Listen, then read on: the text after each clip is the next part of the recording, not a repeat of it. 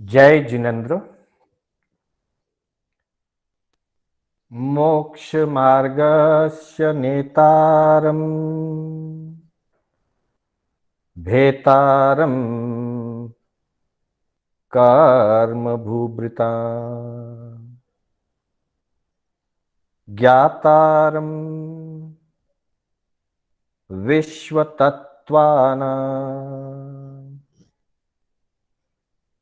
वन्दे तद्गुणलब्धये। वन्दे तद्गुणलब्धये। अनंत उपकारी आस्था के आयाम चरम तीर्थंकर श्रमण भगवान महावीर को वंदन।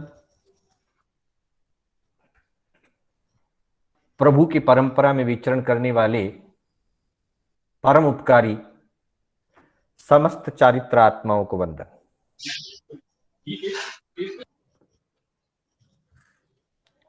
आत्मबंधुओं,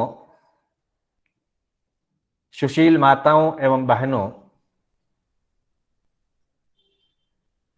श्री कर्नाटक जैन स्वाध्याय संघ के तत्वावधान में आयोजित मोक्ष मार्ग तत्वार्थ सूत्र की इस कक्षा में मैं आप सभी का हार्दिक स्वागत एवं अभिनंदन करता हूं। बंधुओं, हमारी कक्षा तत्वार्थ सूत्र के 9वें अध्याय के आधारित संवर एवं निर्जरा तत्व से संबंधित क्लास चल रही है। आज की इस कक्षा में हम निर्जरा के आभ्यंतर भेदों के अंतर्गत धर्म ध्यान के स्वरूप का चिंतन करेंगे। जैसा कि हमारी कल की कक्षा में भी धर्म ध्यान से संबंधित कुछ बातों का चिंतन हमने किया था, तो इसी कड़ी में हम आज और आगे बढ़ते हुए 37वें और 38वें इन दो सूत्रों में, तत्वार्थ सूत्र के 9वें अध्याय के इन दो सूत्रों में धर्म ध्यान का संकेत किया गया है।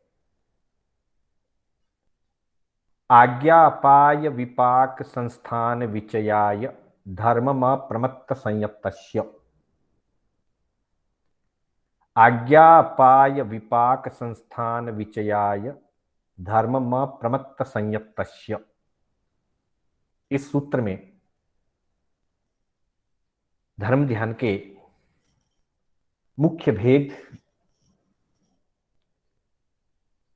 आज्ञा विचय, अपाय विचय, विपाक विचय और संस्थान विचय की चर्चा की गई है। और अगले सूत्र में दूसरे अगले सूत्र के अंतर्गत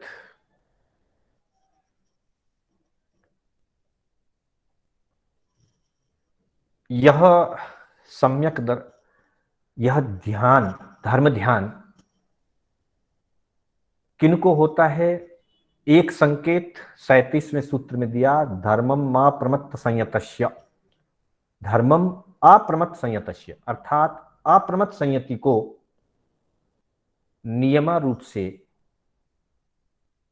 धर्म ध्यान होता है, अर्थात 7वें गुण स्थान के अधिकारी को निश्चित ही धर्म ध्यान हुआ करता है, क्योंकि ऊपर के गुण स्थानों में आर्त और रौद्र ध्यान नहीं हुआ करता। रौद्र ध्यान की सीमा 5वें गुण स्थान तक और आर्त ध्यान की सीमा आंशिक रूप से 6ठे गुण स्थान तक। अर्थात जहां प्रमाद है वहां अपेक्षा से आर्त और रौद्र का संयोग बन सकता है। जहां प्रमाद नहीं है, अप्रमत्ता आ जाती है जीव को, वहां से नियम से आर्त और रौद्र से मुक्त हो जाता है। अतः जीव को सबसे पहले प्रमाद से ऊपर उठने की आवश्यकता है। विषय, कषाय, निंदा, निद्रा, विकथा, इनसे जो ऊपर उठता है वही धर्म ध्यान में आगे बढ़ सकता है। जो जीव मद, विषय, कषाय, निद्रा, विकथा आदि में जुड़ा रहता है, निश्चित ही वह जीव धर्म ध्यान का सेवन नहीं कर सकता, धर्म ध्यान की उसके निर्जरा हो नहीं सकती, धर्म ध्यान रूप तप उस जीव को नहीं हो सकता। और जब इन 5 प्रमादों से पूर्ण रूप से जीव ऊपर उठ जाता है तो नियमा धर्म ध्यान होता है। बहुत आंशिक जहां प्रमाद हो, बहुत मंद प्रमाद हो, 6ठे गुण स्थान में, 5वें गुण स्थान में, तो वहां अपेक्षाकृत कुछ अंशों में धर्म ध्यान हो सकता है। इसलिए धर्म ध्यान के लिए अधिकारी बताते हुए गुणस्थान स्वरूप में, ग्रंथों में, थोकड़ों में 4थे गुणस्थान से भी धर्म ध्यान को माना गया है। मिथ्या दृष्टि के धर्म ध्यान बिल्कुल नहीं हो सकता, सम्यक दृष्टि के धर्म ध्यान की शुरुआत हो जाती है। श्रावक का धर्म ध्यान थोड़ा विशेष होता है, साधु का धर्म ध्यान विशिष्ट होता है, और जो अप्रमत्त संयत हैं उनका धर्म ध्यान विशुद्ध होता है। उसके बाद सामान्यतया 8वें गुण स्थान से शुक्ल ध्यान का प्रारंभ हो जाया करता है। फिर भी किन्हीं किन्हीं जीवों के ऐसा वर्णन मिलता है कि कुछ जीवों के कदाचित 12वें गुण स्थान तक भी धर्म ध्यान रह सकता है। वह धर्म ध्यान भी इतना उत्कृष्ट दर्जे का होगा जो शुक्ल ध्यान के समकक्ष ही हो जाएगा। हेलो। और इसीलिए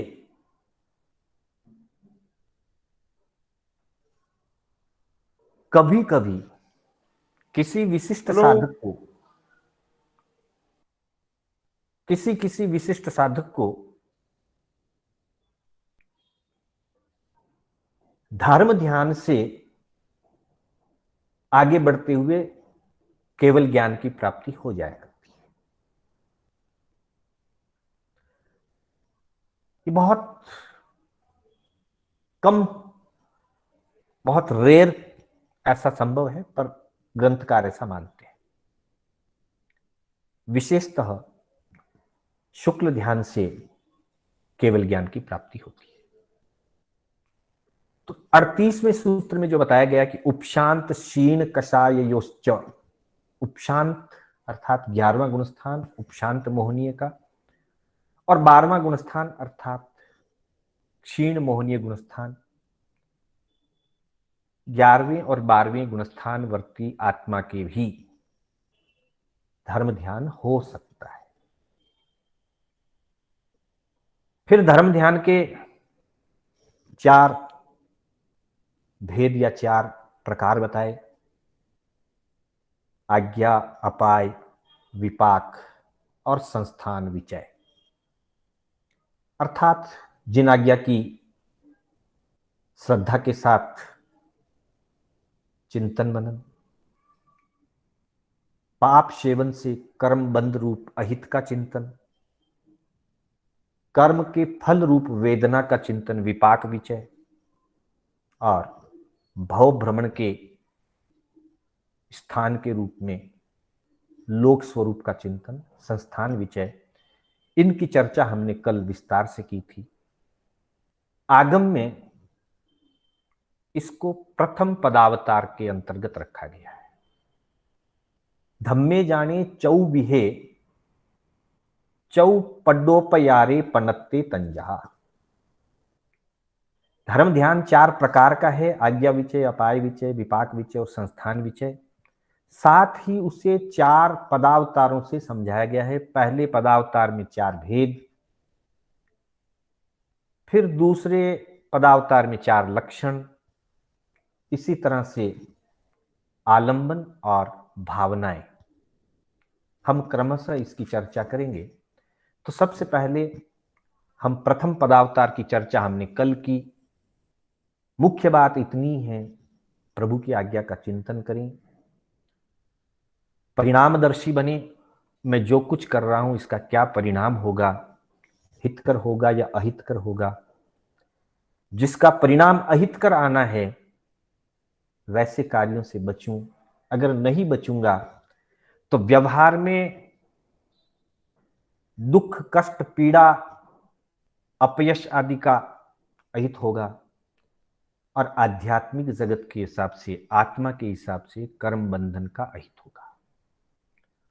उसे स्वयं ही भोगना पड़ेगा, क्योंकि बंधे हुए कर्मों का जब विपाक आएगा तो कर्म बंधन के विपाक से बचाने वाला कोई नहीं है। कर्मों को बांधने से बच सकते हैं, परंतु कर्मों को भोगने से नहीं बच सकते। बांधने से बचा जा सकता है, बंधने के बाद, गाढ़ और प्रगाढ़ हो जाने के बाद कर्मों के भोग से नहीं बचा जा सकता। और भोगने के लिए लोक में भ्रमण करना पड़ता है। चतुर्विध गति रूप संसार में परिभ्रमण करना पड़ता है। द्वितीय पदावतार में धर्म ध्यान के 4 लक्षण बताए हैं। आज्ञा रुचि, निसर्ग रुचि, सूत्र रुचि और अवगाढ़ रुचि। अवगाढ़ रुचि को उपदेश रुचि भी कहा गया है। प्रभु के द्वारा जो आज्ञा दी गई है और उनके जो सूत्र हैं और सूत्रों के जो अर्थ हैं, विशाल श्रुति ज्ञान है, आगमों का भंडार है, अंग सूत्र हैं, उपांग सूत्र हैं और तीर्थंकर के समय और उसके कुछ काल आगे तक तो पूर्वों का ज्ञान भी होता है। तो आज्ञा रुचि के अंतर्गत यही बताया गया है कि जितने भी सूत्र प्रभु ने फरमाए हैं, गणधरों ने उनका गुंथन किया है, उसका जो स्वरूप है, प्रभु ने जिस स्वरूप से, जिस अर्थ को प्रकट करने के लिए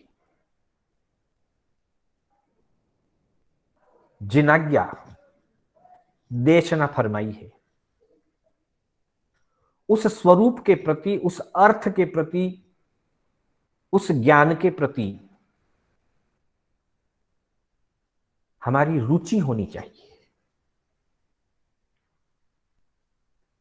लक्षण का अर्थ है सिम्टम। अगर व्यक्ति में प्रभु आज्ञा के प्रति रुचि है तो ही वो आज्ञा विचय नाम के धर्म ध्यान का आराधन कर सकेगा। अगर रुचि ही नहीं है तो वह आगे नहीं बढ़ पाएगा। इसलिए इसको लक्षण का है, सिम्टम का है। अगर जीव में ये लक्षण है, साधक के ये लक्षण हैं कि उसे सूत्र आधारित अर्थ पर अर्थात प्रभु की देशना पर, प्रभु के बताए हुए स्वरूप पर रुचि है, लगन है। आज की भाषा में कहें तो जिससे इंटरेस्ट है। जो इंटरेस्टेड होगा वही एक्टिव हो पाता है। जो इंटरेस्टेड नहीं होता वो एक्टिव भी नहीं हो पाता है। इसलिए विभिन्न प्रकार की रुचियां धर्म ध्यान के लक्षण के रूप में निर्धारित की गई है, जिसमें पहली रुचि आज्ञा रुचि, दूसरी रुचि है निसर्ग रुचि।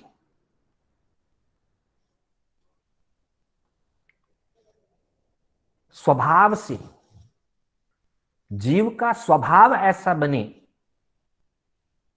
कि उसके अंदर तत्वों के प्रति श्रद्धा बने।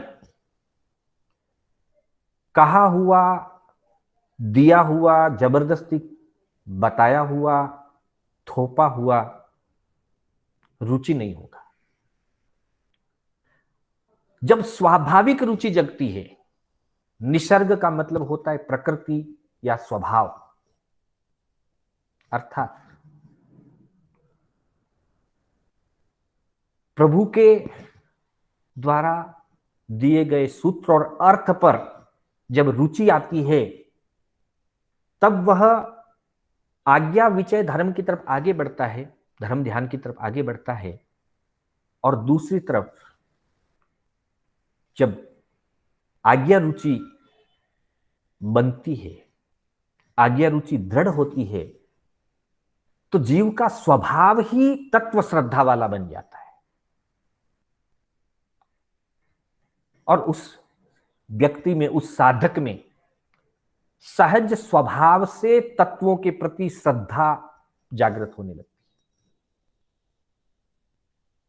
क्योंकि जैसे जैसे वो अर्थ पर रुचि करेगा, जिनाज्ञा का चिंतन करेगा, स्वरूप बोध होगा, तब वो उसका स्वभाव बन जाएगा। पहली रुचि आज्ञा रुचि और दूसरी रुचि निसर्ग रुचि, स्वभाव वैसा बन जाए। उदाहरण के तौर पर बचपन में बच्चा जब उसको पहले स्कूल भेजा जाता है तब उसको शायद रुचि नहीं भी हो सकती, पर जैसे जैसे वो स्कूल जाता है और स्कूल में बताए गए शब्दों को, अर्थों को, विचारों को सुनता है, सुनने के बाद समझने का प्रयास करता है, और जब थोड़ा थोड़ा समझ में आने लगता है तब उसकी शिक्षा के प्रति पहले रुचि जागृत होती है, और शिक्षा के प्रति जब रुचि जागृत होती है तब सीखना उसका स्वभाव बन जाता है। फिर स्कूल जाना ही है ये उसका स्वभाव हो जाता है। उसके स्वभाव में यह बात स्थिर हो जाती है कि नहीं, कुछ भी हो मुझे स्कूल जाना ही है। व्यापारी को मुझे अपने कार्य क्षेत्र, ऑफिस, दुकान, फैक्ट्री जाना ही है, यह उसके स्वभाव में आ जाता है। ठीक वैसे ही तत्व श्रद्धा साधक के स्वभाव में आ जाती है। जब तत्व श्रद्धा का स्वभाव बनता है तब तीसरी रुचि सूत्र रुचि कही गई है। आगम में, शास्त्रों में तत्वों का जो द्रव्य और भाव जो भी स्वरूप बताया है, उस स्वरूप के ऊपर जब श्रद्धा करने लगता है,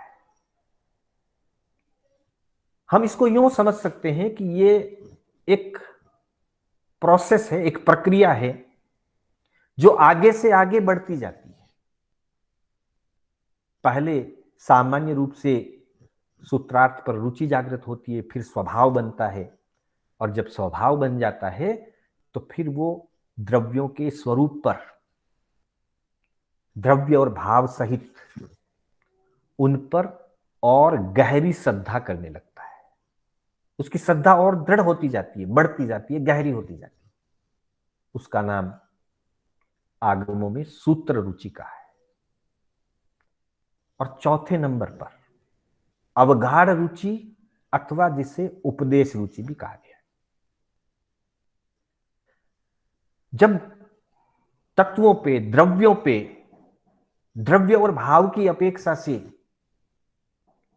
श्रद्धा बढ़ने लगती है, तो व्यक्ति के मति ज्ञान की और सुत ज्ञान की निर्मलता बढ़ती है।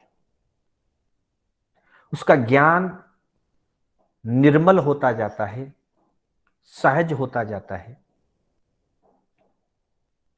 और विस्तार पूर्वक संपूर्ण द्वादशांगी के ज्ञान पर प्रगाढ़ श्रद्धा जग जाती है। गहरी श्रद्धा, दृढ़ श्रद्धा। एक अपेक्षा से देखा जाए तो ये आज्ञा रुचि के ही अगले अगले विस्तार भेद हैं। आज्ञा रुचि से प्रारंभ होकर के उपदेश रुचि तक या अवगाढ़ रुचि तक साधक पहुंचता है। स्वयं द्वादशांगी का ज्ञान ज्ञाता बनता है, उस पर प्रगाढ़ श्रद्धा करता है, अथवा गुरु के उपदेश से द्वादशांगी के स्वरूप को जान करके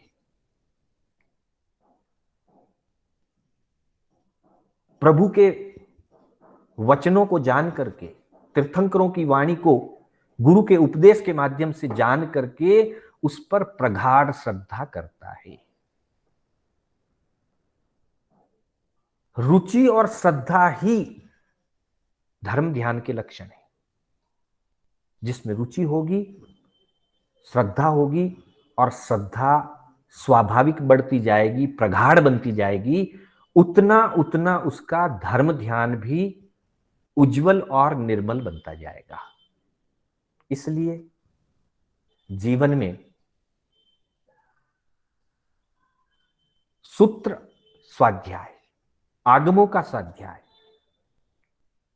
ज्यादा ना कर सकें तो कम से कम गुरु के द्वारा जो उपदेश सुनते हैं, महापुरुषों के द्वारा जो शास्त्रों के वचन सुनते हैं, उन पर हम श्रद्धा बनाएं, रुचि बनाएं, दृढ़ श्रद्धा बनाएं, उसका चिंतन मनन करके द्रव्य और भाव रूप से उनको जान करके उस पर रुचि बनाएं। उपदेश के प्रति भी अगर रुचि बन जाती है तो व्यक्ति समय निकाल करके प्रवचन श्रवण करने के लिए जाता है। और यदि रुचि नहीं है तब भले नजदीक से नजदीक धर्मस्थान हो, बहुत पास में रहे हुए धर्मस्थान में भी व्यक्ति श्रवण करने के लिए नहीं जाता, प्रवचन सुनने के लिए, व्याख्यान सुनने के लिए नहीं जाता, दर्शन करने तक के लिए नहीं जाता। बात रुचि की। इसलिए आज्ञा रुचि, निसर्ग रुचि, सूत्र रुचि और अवगाढ़ रुचि, अर्थात हम जिन वाणी के प्रति अपने अंदर में रुचि पैदा करें, और रुचि के पैदा होने से, रुचि के बढ़ने से धर्म ध्यान दृढ़ होता है। यह द्वितीय पदावतार है। ये दूसरा चरण है धर्म ध्यान को समझने का या धर्म ध्यान में आगे बढ़ने का। ये पदावतार का मतलब है कदम बढ़ाना, एक एक कदम बढ़ाना। जैसे जैसे एक एक कदम बढ़ता है वैसे वैसे मंजिल नजदीक आती है। सही दिशा में जब कदम बढ़ता है तो व्यक्ति मंजिल के नजदीक पहुंचता है। ये द्वितीय पदावतार, जिसमें 4 प्रकार के लक्षण बताए। फिर तृतीय पदावतार के अंतर्गत 4 आलंबन दिए। आलंबन का मतलब है सहारा, आलंबन का मतलब है आधार। रुचि कैसे बढ़े? निसर्ग रुचि से अथवा सूत्र रुचि से आगे बढ़ते हुए उपदेश रुचि तक कैसे पहुंचे, उसके लिए हमें सहारा चाहिए। बिना सहारे के, बिना आलंबन के आगे नहीं बढ़ा जा सकता। तो आलंबन के अंतर्गत 4 बातें बताइए। ये तीसरा चरण है। धर्म ध्यान रूपी आभ्यंतर निर्जरा तक पहुंचने का ये तीसरा चरण है, जिसमें 4 आलंबन, वाचना, पृच्छना, परिवर्तना और अनुप्रेक्षा, इनका आलंबन लेने से, जैसे अभी हमने चर्चा की, उपदेश श्रवण के प्रति रुचि, अगर रुचि जगी तो शास्त्र अध्ययन और शास्त्र श्रवण करने का कार्य होगा। अध्ययन भी होगा, श्रवण भी होगा, स्वाध्याय भी किया जाएगा और प्रवचन भी सुना जाएगा। प्रवचन सुनना भी एक स्वाध्याय है, व्याख्यान सुनना भी स्वाध्याय है। स्वाध्याय का पहला भेद है। तो रुचि को और ध्यान को विकसित करने के लिए प्रायोगिक रूप है ये सारा का सारा। मात्र शब्दों का कथन नहीं है, टोटल प्रैक्टिकल, लॉजिकल। जब रुचि बढ़ती है तो शास्त्र का अध्ययन उसके लिए सहारा बनता है, उस रुचि को और मजबूत करता है। रुचि से शास्त्र अध्ययन या प्रवचन श्रवण होता है और प्रवचन के श्रवण से या शास्त्र के अध्ययन से रुचि का विकास होता है और जीव धर्म ध्यान में आगे बढ़ता है। सारी चीजें एक दूसरे को सहयोग करती है, प्रायोगिक रूप से सहयोग करती है, लॉजिकली सहयोग करती है। स्वाध्याय के 5 बोलों में भी इनकी चर्चा हुई थी। ये वे के वही 5 में से 4 बोल हैं। 5वां बोल धर्म कथा का है। धर्म कथा कथन रूप होती है, इसलिए उसको ध्यान के अंतर्गत नहीं रखा गया, पर बाकी चारों जो है वो स्वयं के लिए है। वाचना स्वयं करना है, प्रवचन स्वयं सुनना है, प्रच्छना भी स्वयं की जाती है।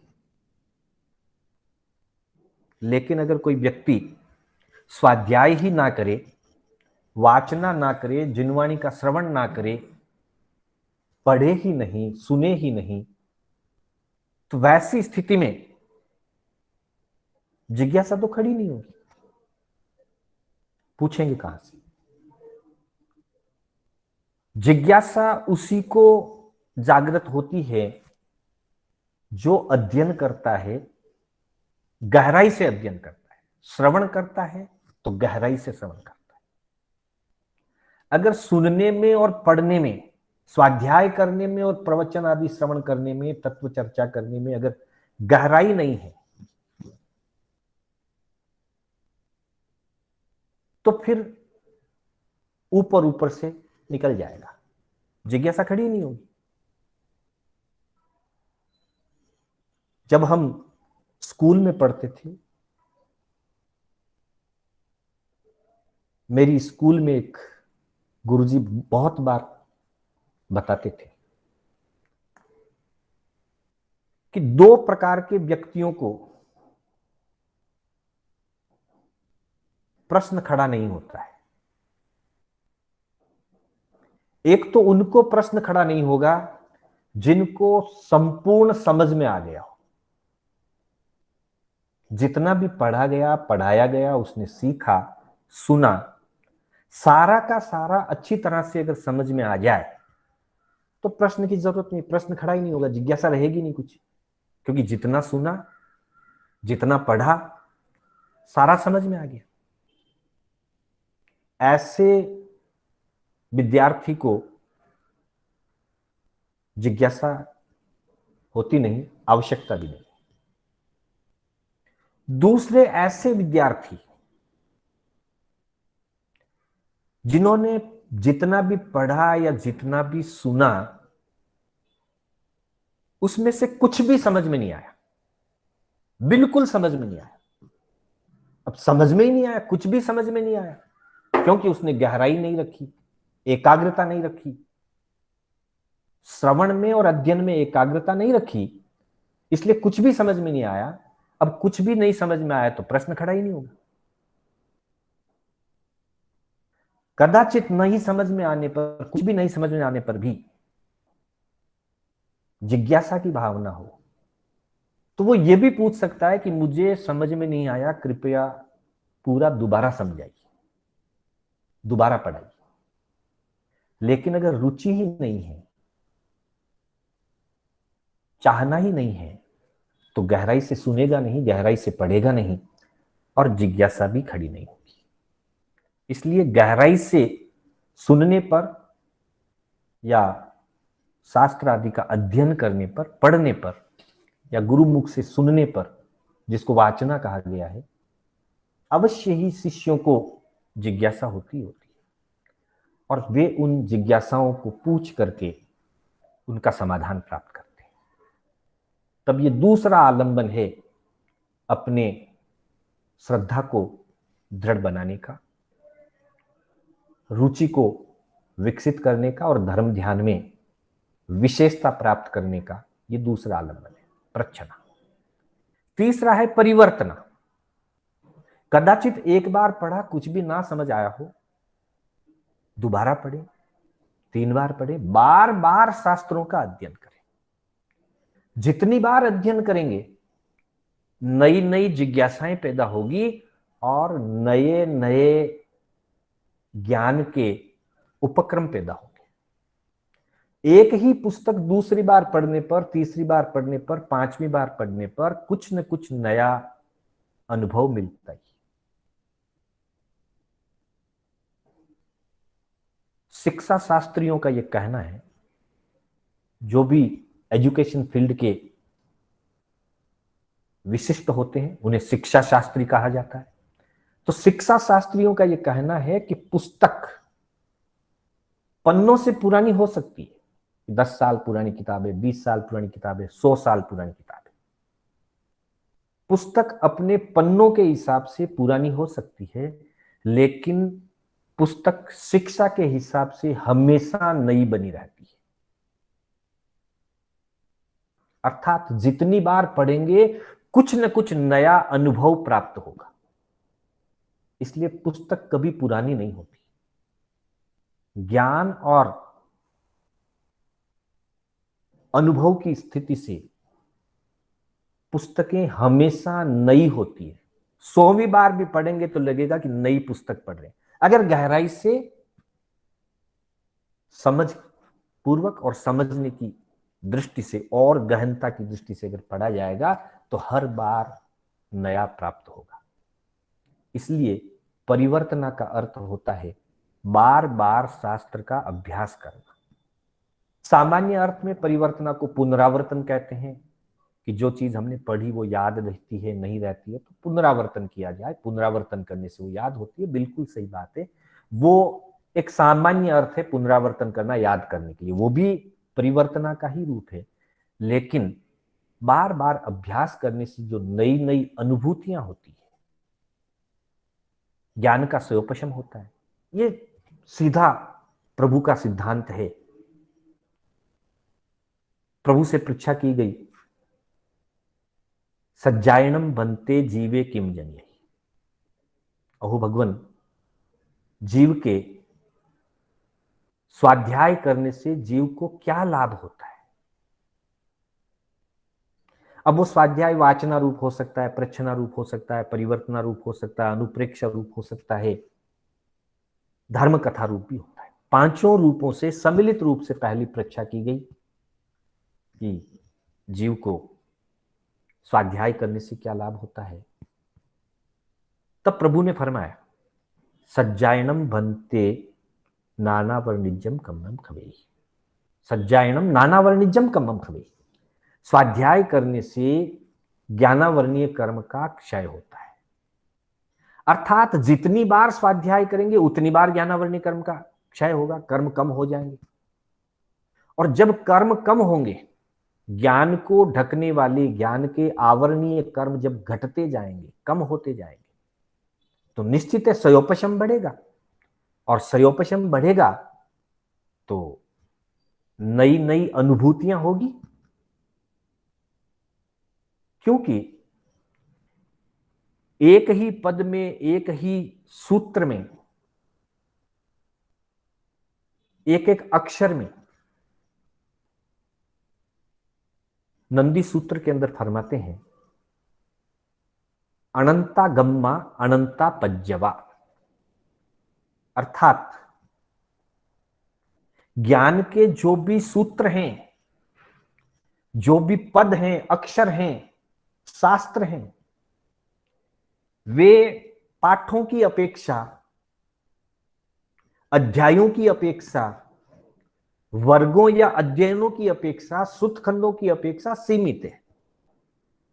कोई एक ही सूतखंड है, कोई दो सूतखंड है, किसी में अध्ययन कम है, किसी में ज्यादा है, फिर भी कोई न कोई एक सीमित संख्या है। तो शास्त्र आदि, सूत्र आदि पाठों की अपेक्षा से, अध्ययनों की अपेक्षा से, अध्यायों की अपेक्षा से, गाथाओं की अपेक्षा से सीमित है। किसी में 2000 गाथा प्रमाण, किसी में 36,000 प्रश्नोत्तर, किसी में 36 अध्ययन, किसी में 2 श्रुत स्कंद, 10 अध्ययन, किसी में 16 अध्ययन, किसी में 23 अध्ययन, पर सीमित है। अक्षर भी सीमित है, लाखों से ज्यादा अक्षर नहीं होंगे, परंतु उनमें ज्ञान अनंत है। अनंता गम्मा अनंता पज्वा। उन पाठों में, उन अध्यायों में, उन सूत्रों में सीखने के लिए, जानने की अपेक्षा से अनंत गम और अनंत पर्याय, अर्थात अनंत अनंत भाव रहे हुए हैं। अनंत भावों का भंडार है शास्त्र, अनंत ज्ञान का भंडार है शास्त्र। शब्द भले सीमित हो, सूत्र भले सीमित हो, तो जितनी बार अध्ययन किया जाएगा, जितनी बार शास्त्र का अभ्यास किया जाएगा, उतनी बार कर्मों की ज्यादा ज्यादा विशिष्ट निर्जरा होती जाएगी। और जितनी निर्जरा होती जाएगी उतना ज्ञान प्रकट होता जाएगा। इसलिए बार बार शास्त्र के अभ्यास से ज्ञान विकसित होता है।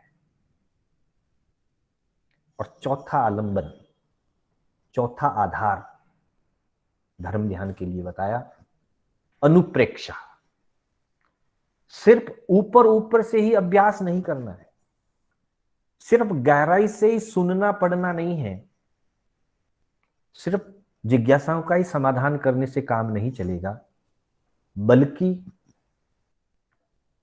जो भी सूत्र और अर्थ जिसका हमने अध्ययन किया, श्रवण किया, जिज्ञासा का समाधान करके स्थिर कर लिया, बार बार अभ्यास करके दृढ़ कर लिया, अब उसके सूत्र पर और उसके विशेष करके अर्थ पर गहन चिंतन की जरूरत है। जितना गहराई से उस पर चिंतन किया जाएगा, अनुप्रेक्षा, गहराई से देखना, अपनी अंतरात्मा की ओर देखना, अंतर्दृष्टि से देखना, अनुप्रेक्षा। और जब गहराई से देखा जाता है, गहरा उतरा जाता है ज्ञान के सूत्रों में, तब उस अनुप्रेक्षा के माध्यम से जो ज्ञान का विशिष्ट विकास होता है, वैराग्य भाव बढ़ता है, रुचि बढ़ती है और धर्म ध्यान विकसित होता है। हम देख सकते हैं कई कई महापुरुष एक एक गाथा या एक एक पद को लेकर के घंटों घंटों या दिनों दिनों तक उसकी विवेचना फरमाते हैं। एक पद को लिया, एक सूत्र को लिया, एक गाथा को लिया और एक गाथा को लेकर उसकी विवेचना जब करने लगते हैं, घंटों या कई दिनों तक उसकी विवेचना चालू रहती है। ये कहां से आया? ये अनुप्रेक्षा से हुआ। वाचना भी विशेष रूप से ली, प्रारंभ में प्रश्न आदि करके भी समाधान पाया, बार बार अभ्यास करके ज्ञान को स्थिर किया और अनुप्रेक्षा के माध्यम से ज्ञान को स्वानुभूत बना लिया। अनुभूति का विषय हो जाता है तब ज्ञान शब्दों का विषय नहीं रहता, अनुभूति का विषय हो जाता है अनुप्रेक्षा के माध्यम से। और जब अनुभूति के स्तर पर पहुंचता है तब स्व के लिए भी कल्याणकारी होता है, रुचि का विकास और धर्म ध्यान का विकास, साथ ही दूसरों के हित के लिए निमित्त बनता है। तब वो स्वाध्याय का 5वां रूप धर्म कथा के रूप में प्रकट होता है। धर्म कथा प्रवचन की प्रभावना है। वाचना, प्रच्छना, परिवर्तना और अनुप्रेक्षा जिन शासन की प्रभावना भी है, साथ ही साथ स्वयं की रुचि को विकसित करके स्वयं के धर्म ध्यान में दृढ़ता और गहराई लाने के लिए ये आलंबन रूप है। तो इस प्रकार से इन चार का आलंबन लेकर के रुचिपूर्वक होना, तब यह आलंबन बनेंगे। रुचिपूर्वक नहीं होगा तो मात्र ऊपर ऊपर से पढ़ना हो जाएगा, धर्म ध्यान का आलंबन नहीं बनेगा। तो तृतीय पदावतार के अंतर्गत, ठाणांग सूत्र और भगवती सूत्र के अंतर्गत इनका विशेष वर्णन दिया है कि ये धर्म ध्यान के लिए आलंबन बनते हैं, सहारा बनते हैं। क्योंकि सहारे की तो जरूरत होती है, बिना सहारे के, बिना आलंबन के। यहां सहारा का मतलब कोई बाहर के सहारे की बात नहीं, कोई न कोई आलंबन तो चाहिए जिसको लेकर के व्यक्ति चिंतन कर सके, जिसको लेकर के व्यक्ति प्रभु की आज्ञा विचय के रूप में चिंतन करे, अपाय विचय के रूप में चिंतन करे। तो उसका आलंबन क्या होगा? शास्त्रीय ज्ञान ही धर्म ध्यान का आलंबन है। इसलिए धर्म ध्यान के लिए 4 प्रकार के आलंबन की बात बताई। उसके बाद चतुर्थ पदावतार आता है। चतुर्थ पदावतार के अंदर 4 प्रकार की भावनाएं कही गई है। 4 भावनाओं को बार बार भाने से, वैसे तो 12 ही भावना भाने योग्य है, पर मुख्य रूप से धर्म ध्यान के अंतर्गत धर्म ध्यान की पुष्टि, भावनाओं से किसी भी चीज की पुष्टि होती है।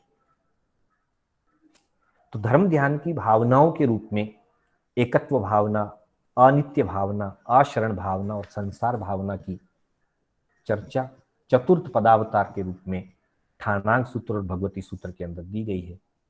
आज की कक्षा का समय हो रहा है, मैं यहीं अपने शब्दों को विराम देता हुआ इनकी विशेष चर्चा हम आगामी कक्षा में करेंगे। आज के लिए इतना ही रखेंगे। कल की कक्षा में 4 भावनाओं की चर्चा करेंगे। साथ ही और एक अपेक्षा से धर्म ध्यान के 4 भेद अन्य अपेक्षा से भी बताए गए हैं, जिसमें पिंडस्थ धर्म ध्यान, रूपस्थ धर्म ध्यान, पदस्थ धर्म ध्यान और रूपातीत धर्म ध्यान, 4 प्रकार से अन्य अपेक्षा से धर्म ध्यान का वर्णन किया है। उनकी भी चर्चा हम आगामी कक्षा में करेंगे।